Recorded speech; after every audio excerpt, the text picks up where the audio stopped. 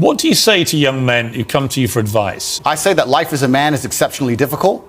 I say the most beautiful and the most terrifying thing about being a man is you're born without value. Society doesn't care about you. You're only going to be cared about based on how useful you are. You have the chance to build yourself up and become a superhero if you're prepared to do the hard work and be indefatigable enough to never quit.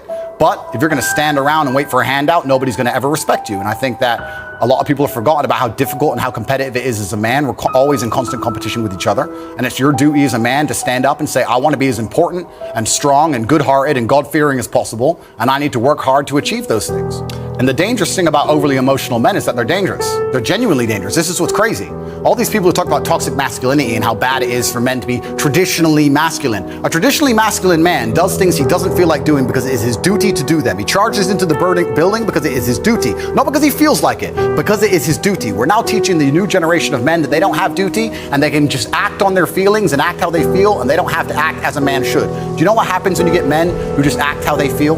You get school, you get violence, you get... Men who do not control their emotions are dangerous. If you find a man who is stoic, he's not going to hurt people. He's going to sit and think about his actions very carefully, and he's going to be a good man who protects and provides for his family.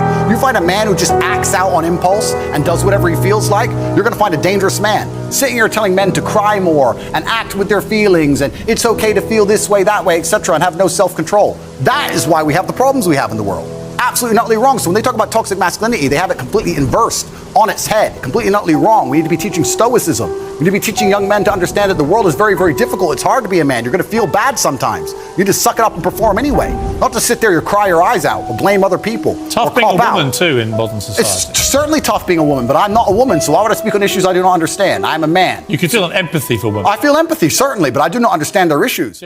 What is the most fantastic form of revenge?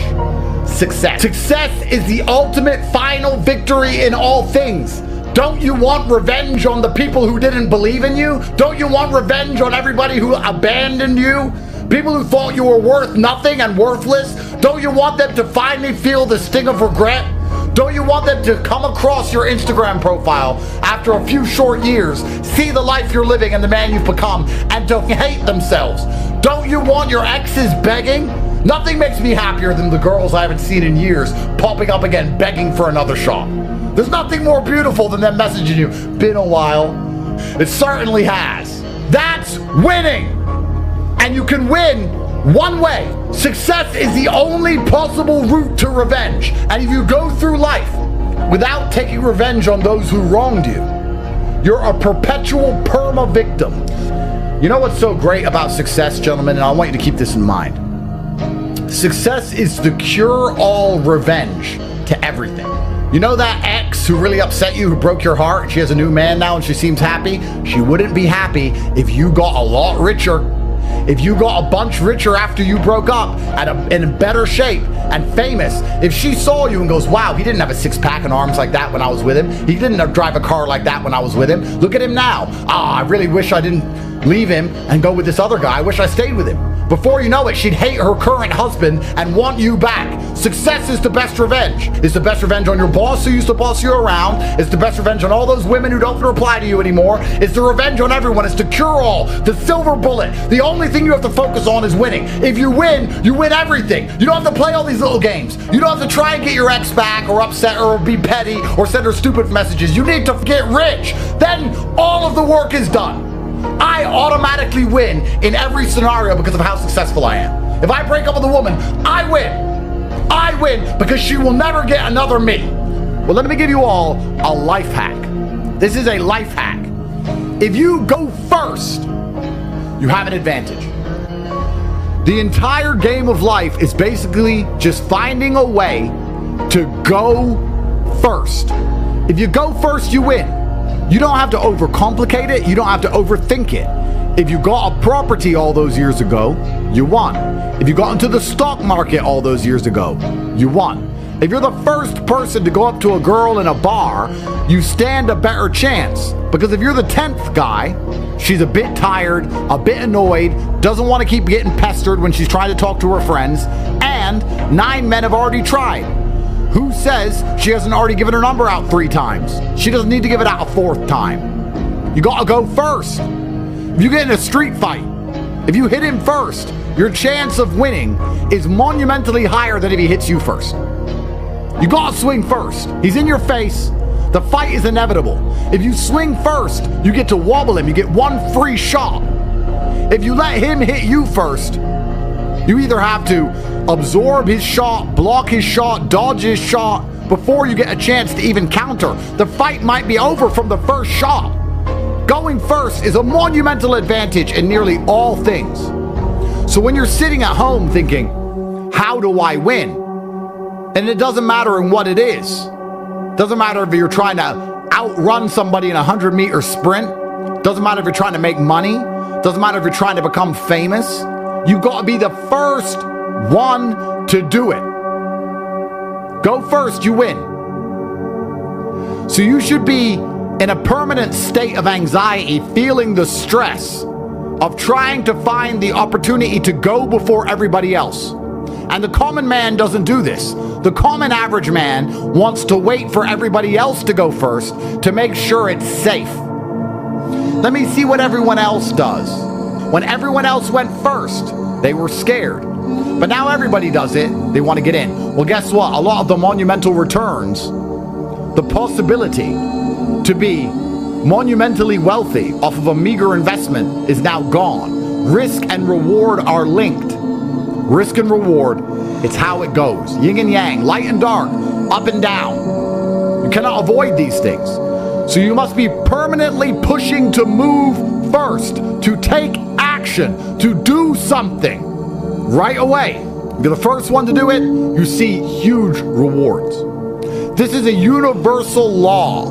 It's built into the laws of physics, into the cosmos. The way the simulation has been coded when it was written by God himself, a boost for anybody who acts with immediate. But it seems a lot of you don't quite understand this yet. And I think, upon reflection, which I do quite often, the reason you don't believe is because you believe somehow, somewhere, something is out there coming to save you, to make it clear to you that nobody is going to save you. I'm not going to save you. Your family's not going to save you. Luck isn't going to save you. Nothing is going to save you. You're in a barren sea. You're in the middle of the Pacific. There's no ships around. You can swim or you can drown. Now it's a long swim. It's true. But you better get started, because you can't just float there waiting for some miracle. We've talked about rain dancing and how if you act, if you take action, the universe seems to bend. The code of the simulation seems to change, and then you get lucky. If you begin to swim, perhaps you'll see a boat. But if you stay there, you won't. Why? Because God does not reward quitters, and he doesn't reward the slow. You know, as counterintuitive as this may sound, God does not reward the thinkers. He rewards the action takers. It's the bell curve. The people who instantly take action without thinking do pretty good. A lot of stupid people get very rich by instantly taking action without thinking. Then you have the very smart people who take action and then think about the action they took. They think post-action. I'm going to take an action because I have to be first. Now let me think about what I've done. I've done something. So now let me think about how to make the most of the action I have taken. The people in the middle who are thinking about action only lose because they are never first. Thinking is slow. And they do that because they believe something is coming to save them. Are you rich? No. Do you still struggle to pay your bills? Yes. What has changed? Nothing. So why weren't you taking action back in November or December of last year? It's because you believed was coming to save you. Nobody's coming to save you. I said winning time is going to be fantastic for the winners. It's going to be terrible for the losers. It is now a meritocracy. No more easy mode, no more games, no more sympathy. Everyone's going to be celebrating the winners winning more than ever before. I like that because I'm a winner. You have to make a decision if you're a winner or a loser, because if you're a loser, you're going to hate the next 4 years and moan that you have no money and that it's too hard to go to work and that you have no motivation and you're tired. Guess what? You're going to lose. You're going to hate the next 4 years. These next 4 years are for winners who want to win. Losers are going to suffer more than they ever did, because you know what? The garbage is over. Losers are going to suffer more than they've ever suffered, and winners are going to win more than they've ever won. And if you're a winner, you should be excited. If you're a loser, you better change teams quick, because there's no more sympathy for anybody. As a professional, what action have you taken to ensure that your life is fixed? What action have you taken? You as an individual, what have you done?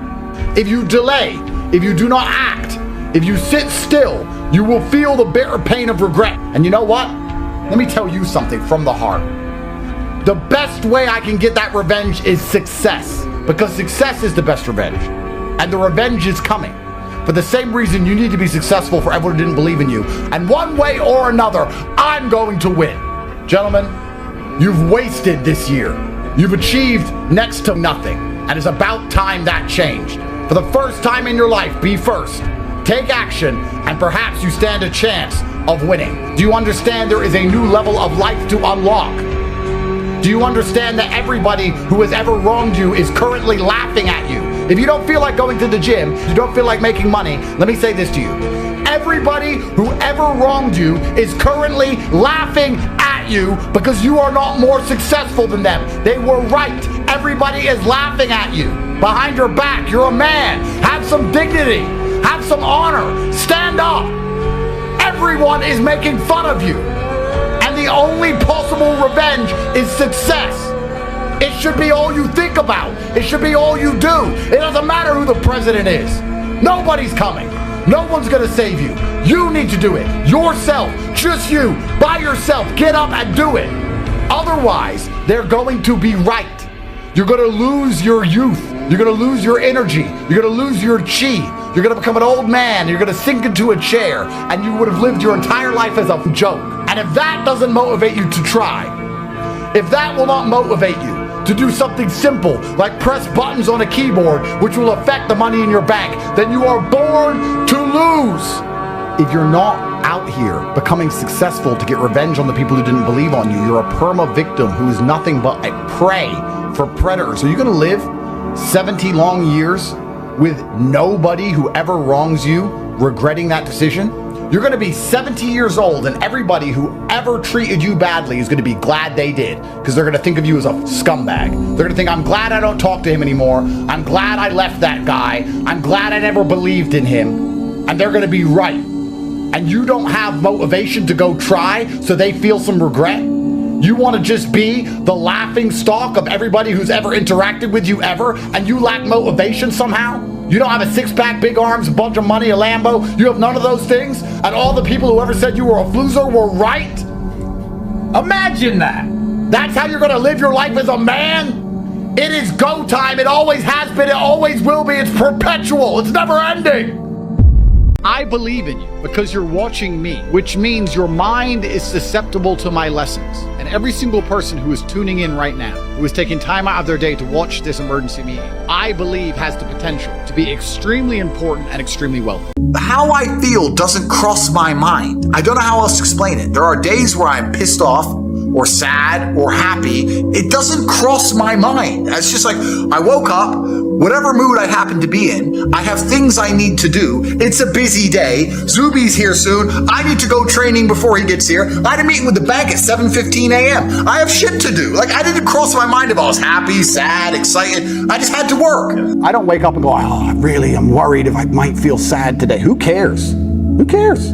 I can be happy or sad on the same day. Nobody notices, and the same things get done. The exact same amount of work gets done. Nothing changes. I'm certainly not a person who doesn't feel emotions, because we're all human. I certainly do. But I've never prioritized them in any regard. I haven't built a mental model that I haven't put them in the middle of my mental model and then affected my actions based on how I feel for each one. Most people see people with things they want, and they don't do the second half. They don't try and work out how they got that thing. Oh, my man has a Ferrari. Okay. I wish I had a Ferrari. Okay. They don't sit there and go for an hour. How did he get a Ferrari? It doesn't cross that part is the part they don't want to do, right? They just go, oh, he has a Ferrari. Wish I had a Ferrari. And they go back to TV. You have to be able to hunt in the day and the night. You have to be able to do both. You have to be able to perform when you're happy and sad. You can't only be able to perform when you're happy. You can't only go to the gym when you're motivated. You can't only be a competent person when your life's going well, because when your life's not going well, you're no longer competent. Then you're going to lose to people like me. And it's player versus player. If you're the kind of person who can only do well when you're happy and you're competing against someone like me who can do well all the fucking time, guess what? You lose. Lazy people never get anywhere in life, doesn't matter what it is. Doesn't matter if it's tennis or money. If you're lazy, you're never going to get there.